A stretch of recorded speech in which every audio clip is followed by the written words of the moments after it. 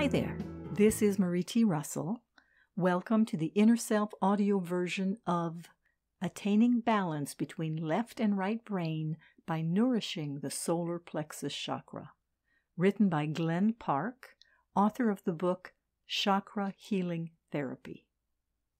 The ideology of industrial capitalism is dominated by the values of achievement consciousness, left brain thinking, and the solar channel of the third chakra.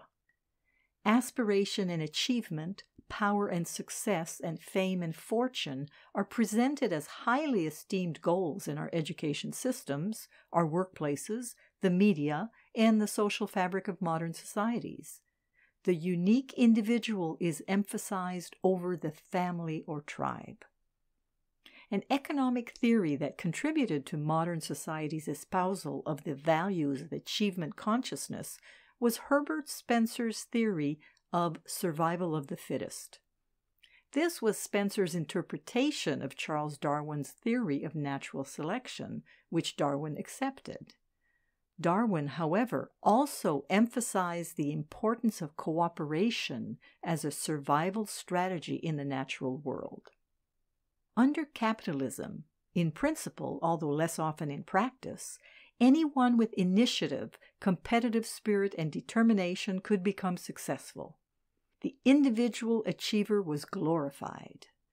The negative aspect of this ideology was that people who were less successful, especially the poor, were blamed for their poverty and seen as deserving of it, even when that poverty was largely the result of problems in the larger public arena, such as lack of work or inadequate pay.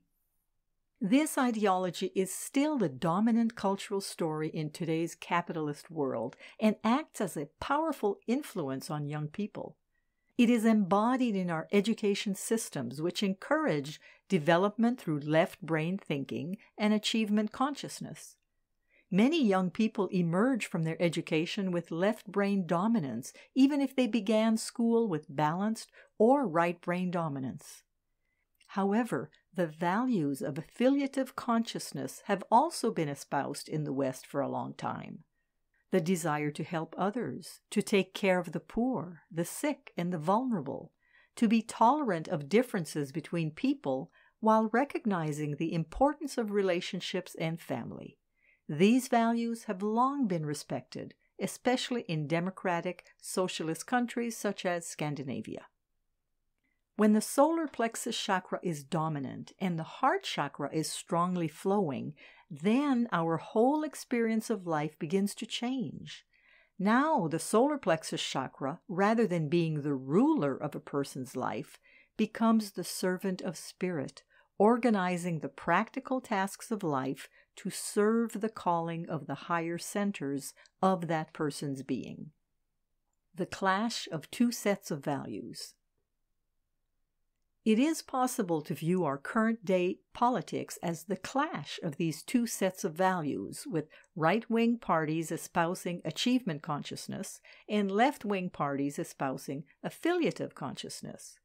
The choice of the terms left-wing and right-wing fits perfectly with the lunar, or left, feminine, and solar, which is right, masculine, channels.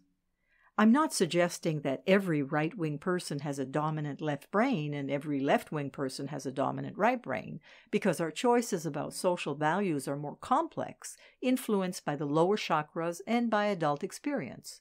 For example, I would imagine that most successful politicians are high achievers, probably with left brain dominance, whatever their political views. These two ideologies also have a gender bias.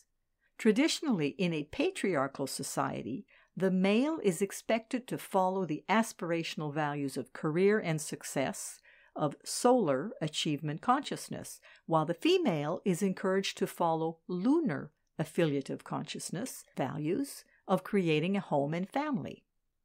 These gender roles have only started to change relatively recently in the West, and they are still dominant in many countries. What does not change is that all of us, as individuals, have to find some way to meet our opposing drives for autonomy and for relationship. From Patriarchy to Crisis and Destruction? Developmental psychology has its roots in the late 19th and early 20th centuries, and unsurprisingly, its pioneers and leading figures were all men. As one would expect from this gender-biased patriarchal society, they were immersed in the values of achievement consciousness, even as they were in the process of defining it, and they saw the development of the separate rational self as the pinnacle of human development. It wasn't until the women's movement of the 1970s that women researchers began to question not only this dominant ideology, but the fact that it had been structured into the theories of the male-led research programs. In her nicely titled book, In a Different Voice, Carol Gilligan describes her journey toward understanding a female path of development through relationship and connection rather than independent achievement. She is one of several women who laid the groundwork for understanding the stage of affiliative consciousness. These theorists argued that there is a strong cultural bias towards rational, analytical left-brain thinking and a denigration of intuitive, holistic right-brain thinking. And scientific research has shown that more females are born with right-brain dominance and more males with left-brain dominance. In The Master and His Emissary, Ian McGilchrist argues that because of the dominance in the West of left-brain analytic consciousness, which focuses narrowly on particular aspects of reality, humanity is heading towards a global environmental crisis that could lead to its own destruction. There is an urgent need to reestablish the importance of right-brain holistic thinking, which is able to see the big global picture. In reference to the title of his book, McGilchrist believes that the left brain should act as the servant of the more holistic thinking right brain, but instead has gotten itself into a place of cultural dominance, which will inevitably lead to crisis, as it is caught in a positive feedback loop of its own small logical parameters. The Return of the Sacred Feminine. Similarly, but from a completely different perspective, Anne Baring, in her book The Dream of the Cosmos, charts the historical rise and fall of the feminine and of goddess worship through many millennia.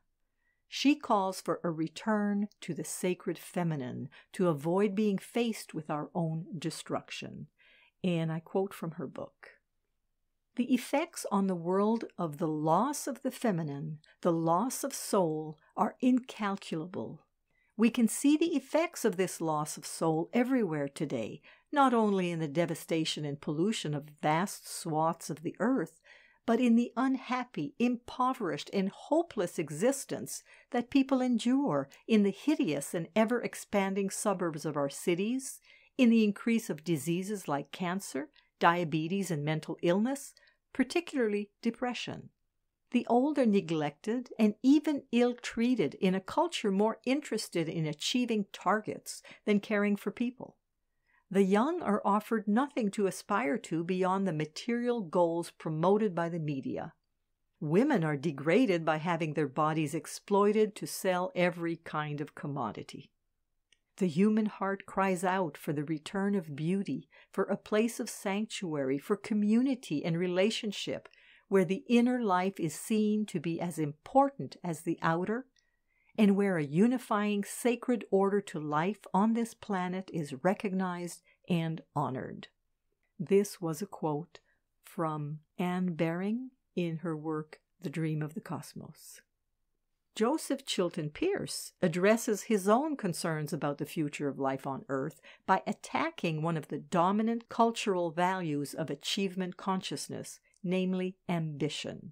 And I quote, "The axiom that ambition, the burning desire to get ahead, to be somebody, to amount to something, this so-called ambition, honored as the greatest of values and virtues, is a demonic cancer eating at the heart of life, earth, and the human spirit."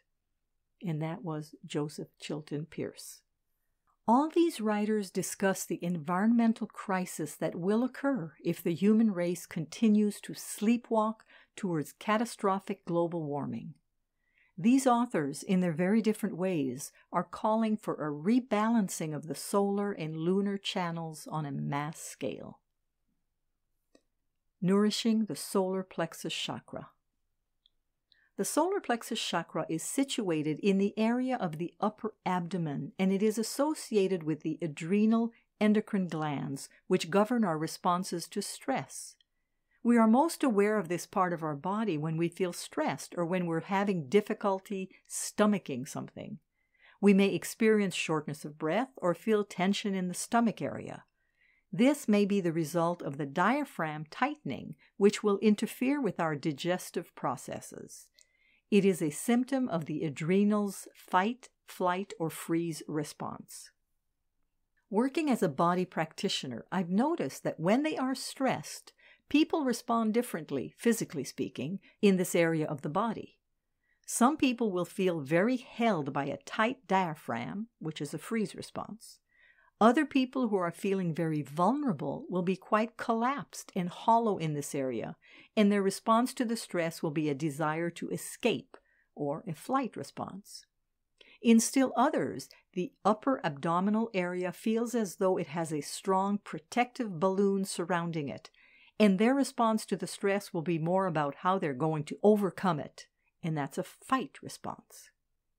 It's easier to notice the physical experience of this chakra during a time of stress, but it also responds to more positive experiences, such as when we feel the thrill of having achieved something difficult.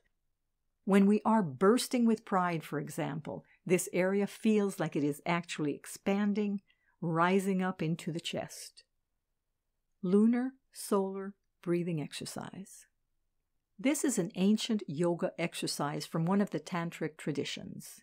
It encourages the lunar and solar channels to come into balance. If this exercise feels stressful or difficult in any way, just stop doing it and breathe normally again.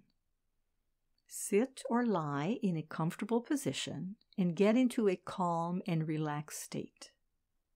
Notice the breath entering and leaving your body. Feel it passing through your nose and throat and into your chest area, the gentle expansion of your chest and abdomen as it fills your lungs, the gentle contraction as it leaves, and the pause before another in-breath begins. As much as possible, just witness your sensitive animal body breathing you in its own natural rhythms. When we breathe through our nose, only one nostril dominates, and which nostril is dominant can change at different times of the day and night. When that dominance moves from one nostril to the other, both nostrils breathe together for a while.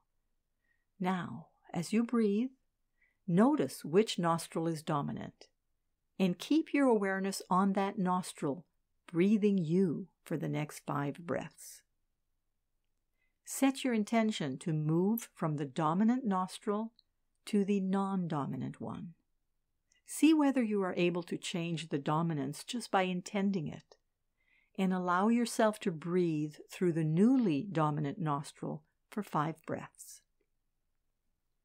Now see if you can breathe through both nostrils at the same time for 5 breaths. Explore the differences between these 3 different ways of breathing.